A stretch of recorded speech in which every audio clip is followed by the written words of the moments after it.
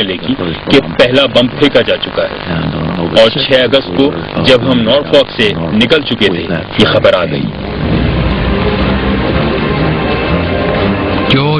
George ایلسی نے اس تار کو ڈیکوڈ کیا جو اگسٹا پر صدر ٹرومین کے لیے خبر لے کر آیا تھا۔ جب ایسی کوئی بات ہوتی تو ہم فوراً ان کے پاس چلے جاتے تھے، وہ کچھ بھی کر رہے ہوتے تھے ہم مخل ہو جاتے تھے۔ وہ اس وقت عملے کے ساتھ دوپہر کا کھانا کھا رہے تھے۔ میں اسے ٹرومین کے پاس لے گیا جسے انہوں نے سیکٹری برنز اور ایڈمرل لیہ کو دکھایا، اور پھر ٹرومین نے جہاز کے عملے کو یہ عظیم کامیابی سنائی۔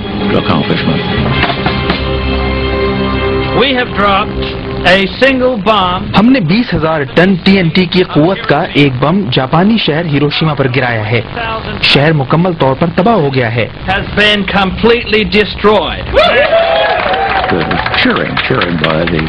وہاں جشن تھا۔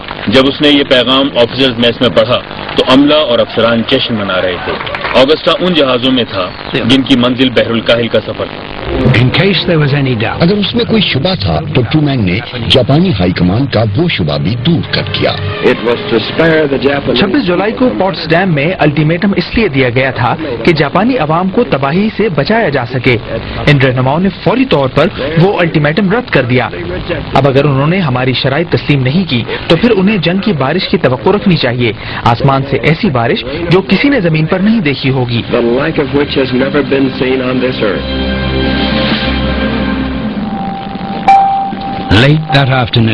دوپہر کے بعد ہیروشیما کے میئر نے اپنا فرمان جاری کیا۔ موجودہ تباہی ایک خوفناک اور غیر انسانی فضائی حملے کا نتیجہ ہے۔ دشمن کی نیت واضح ہے کہ وہ جاپانی عوام کے لڑائی کے جذبے کو کمزور کرنا چاہتے ہیں۔ ہیروشیما کے شہریوں، نقصان بہت بڑا ہے، لیکن جنگ میں ایسے نقصان کی توقع ہوتی ہے۔ اپنا جذبہ برقرار رکھو، دل چھوٹا مت کرو۔ صبح بم گرنے کے بعد بڑے پیمانے پر امدادی کوششیں شروع ہو گئی۔ اطراف کے گیریزن سے سپاہیوں کے اسکواڈ مدد کے لیے آ گئے۔ انہوں نے لاشیں اٹھائیں اور بیماریوں کے پھیلاؤ کو روکنے کے لیے ان لاشوں کو دفنا رہے تھے۔ زخمیوں کو علاج کے لیے لے جایا گیا۔ اگرچہ طبی عملہ بہت کم تھا مگر عارضی ہسپتال قائم کیے گئے۔ ڈاکٹر ہیڈا ہیروشیما کے باہر ایک گاؤں میں 3,000 لوگوں کا علاج کر رہے تھے۔ ابتدا میں ہمارے پاس نہ دوائیں تھیں نہ آلات، ڈاکٹرز بھی کچھ نہیں کر پا رہے تھے۔ بہرحال ہم نے کچھ چیزیں اکٹھی کی اور جلے ہوئے جسموں کا علاج شروع کیا۔ ہیروشیما پر بم گرنے کے 3 دن بعد تک تمام تر تباہی کے باوجود جاپان نے ابھی تک ہتھیار نہیں ڈالے تھے۔ ایک دوسرا بم تیار کیا گیا اور ٹرومین نے ایک وارننگ دی۔ دنیا دیکھ سکتی ہے کہ پہلا ایٹم بم ہیروشیما ایک فوجی اڈے پر گرایا گیا تھا۔ اگر جاپان نے ہتھیار نہیں ڈالے تو مزید صنعتوں پر بم گرانے پڑیں گے۔ میری جاپانی شہریوں کو تجویز ہے کہ خود کو تباہی سے بچانے کے لیے جلد سے جلد صنعتی شہروں سے نکل جائیں۔ مجھے ایٹم بم کی المناک تباہیوں کا احساس ہے۔ ہم نے ایٹم بم بنایا اور اسے استعمال کیا۔ ہم نے اسے ان لوگوں کے خلاف استعمال کیا جنہوں نے ہم پر بغیر کسی وارننگ کے پرل ہاربر پر حملہ کیا، ان لوگوں کے خلاف جنہوں نے امریکی جنگی قیدیوں کو بھوکا رکھا، مارا پیٹا اور ان کی جان لے لی، ان لوگوں کے خلاف جنہوں نے بین الاقوامی جنگی قوانین کو ماننے سے انکار کیا ہے۔ ہم نے اسے جنگ کی تکلیف کو مختصر کرنے اور ہزاروں امریکی نوجوانوں کی زندگیاں بچانے کے لیے استعمال کیا ہے۔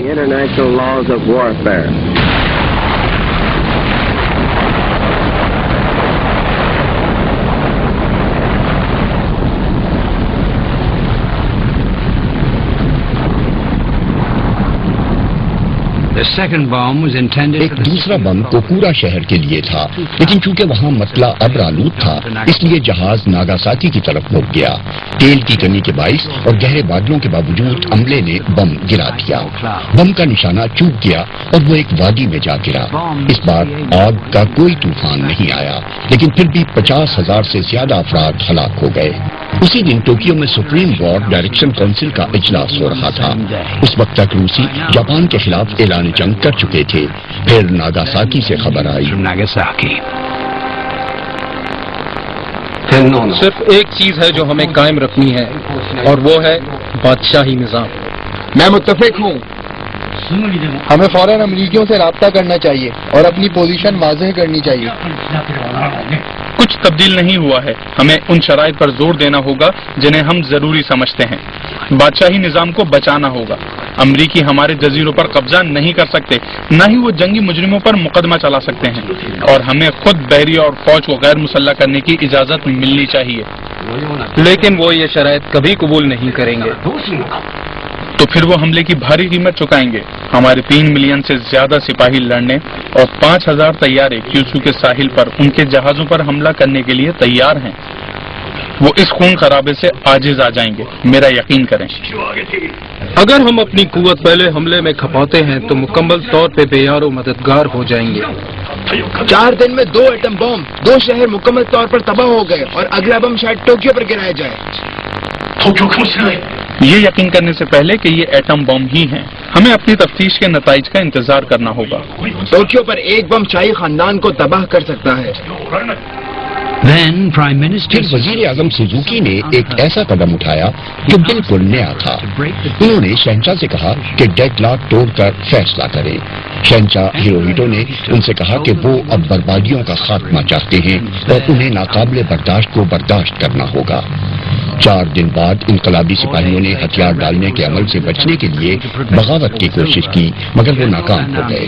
جس صبح شہنشاہ ہیروہیٹو کو جاپانی عوام کے سامنے یہ اعلان نشر کرنا تھا کہ جنگ ختم ہو گئی ہے, جنرل انامی سپوکو کی روایت نبھاتے ہوئے اپنی زندگی کا خاتمہ کرنے کے لیے تیار تھے. اس کی خودکشی کے نوٹ میں لکھا تھا, میری موت میرے عظیم جرم کی معذرت ہے.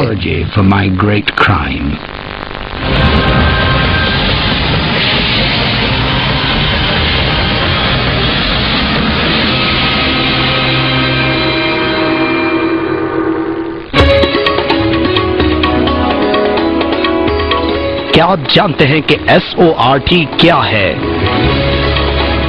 جواب جانیے. SORT strategic offensive reduction treaty امریکہ اور روس کے درمیان ہونے والا معاہدہ ہے, جس کے تحت دونوں ممالک کو 31 دسمبر 2012 تک اپنے حکمت عملی کے تحت تعینات ہتھیاروں کو کم کر کے اسے 1700 سے 2200 کے درمیان لے آنا ہے. جانو اور جانتے رہو.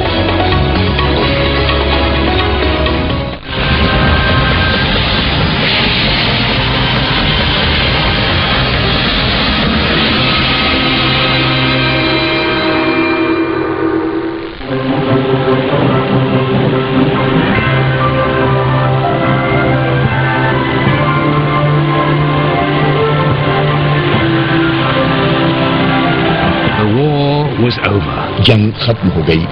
آخر کار فوجی اپنے گھر واپس جا رہے تھے. پوری دنیا میں جشن کا سما تھا.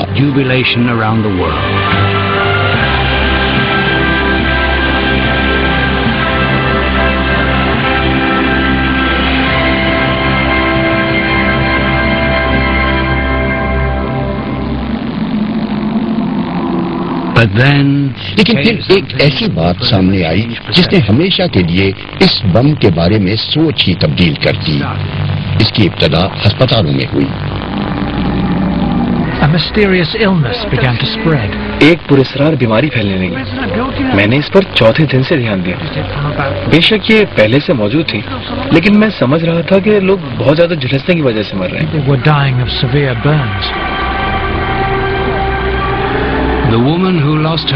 عورت جس نے اپنے بچے آگ کے شعلوں میں کھو دیے تھے, وہ شگائی ہیراتسو کا تھی. وہ اور اس کا شوہر اس بیماری کے متاثرین میں شامل تھے. انہوں نے میرا بستر میرے شوہر کے بستر کے برابر میں لگا دیا اور اس کا پہلے ٹیسٹ لیا. جب وہ نمونے کے لیے کافی خون لے چکے تو انہوں نے سوئی نکالی, لیکن خون رسنا بند نہیں ہوا. انہوں نے بڑی کوشش کی مگر کچھ نہیں ہوا, حتیٰ کہ جب انہوں نے دبا کر روکنا چاہا تو خون پھر بھی نہیں رکا. اسی دوران میرے شوہر کے جسم پر جامنی رنگ کے دھبے نمودار ہونے لگے. پھر اس نے کتھئی سیال کی ایک بڑی کئی کی. اس کے بعد وہ بے جان ہو گیا اور 1 گھنٹے بعد فوت ہو گیا. اس نے اب تک اپنے آپ کو زندہ رکھا تھا, لیکن پھر بھی وہ مجھ سے جدا ہو گیا.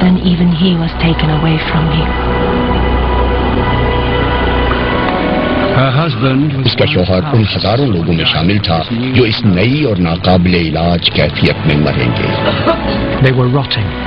وہ گل سڑ رہے تھے. یہ نیکروسس تھا. خون کے سفید خلیے ختم ہو گئے تھے, اس لیے خون میں انفیکشن کا مقابلہ کرنے کی طاقت نہیں رہی تھی. اسی لیے اچانک جسم گلنا سڑنا شروع ہو جاتا تھا. جب آپ مریض کے سر پر ہاتھ رکھتے تو آپ کے ہاتھوں میں بالوں کا ایک گچھا آ جاتا تھا. یہ سامنے آیا کہ وہ لوگ جو بہت زیادہ متاثر ہوئے تھے وہ ہائپر سینٹر کے قریب موجود تھے. ریڈیو ایکٹیو مواد پی گئے تھے, سیاہ بارش پینے والے لوگوں کی طرح.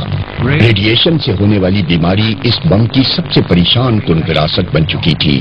امریکی سائنسدانوں کو پہلے سے علم تھا کہ بم ریڈیشن پیدا کرے گا, لیکن اس کے اثرات اتنے بڑے پیمانے پر ہوں گے, یہ ایک حیرت انگیز چیز تھی.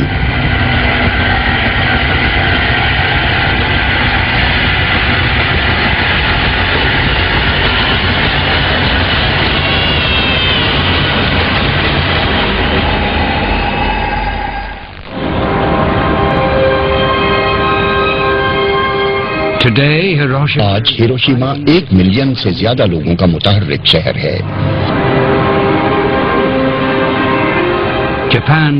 جاپان بھی اب ایک خوشحال ملک بن چکا ہے جو جنگ کو مکمل طور پر رد کر چکا ہے.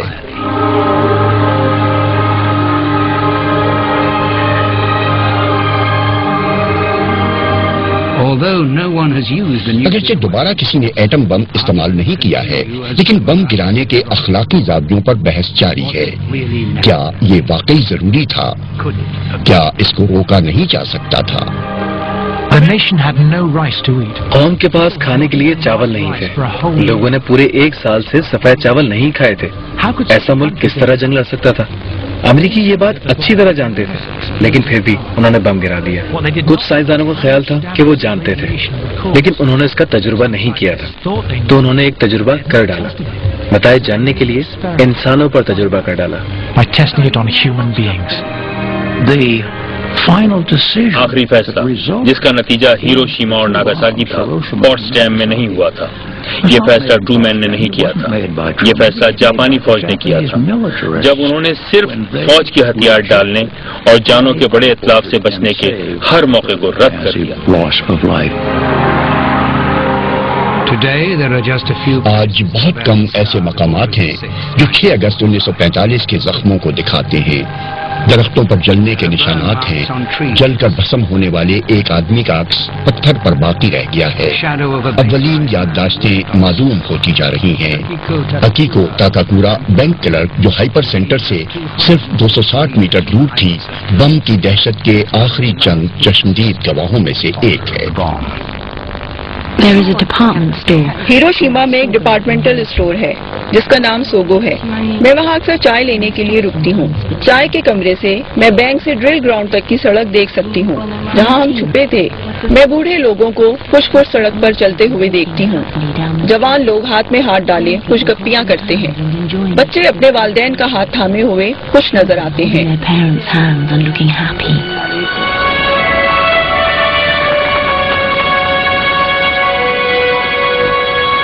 ہر سال 6 اگست کو اس دن کی یاد میں تقریبات ہوتی ہیں, یہ یقینی بنانے کے لیے کہ یہ واقعات کبھی فراموش نہیں کیے جائیں گے اور نہ دہرائے جائیں گے. سورج غروب ہونے پر ہزاروں شمعیں ہیروشیما کے دریا میں بہائی جاتی ہیں. ہر شمع کسی ایک مرنے والے کی روح کی نمائندگی کرتی ہے. Each candle representing the soul of one of the dead.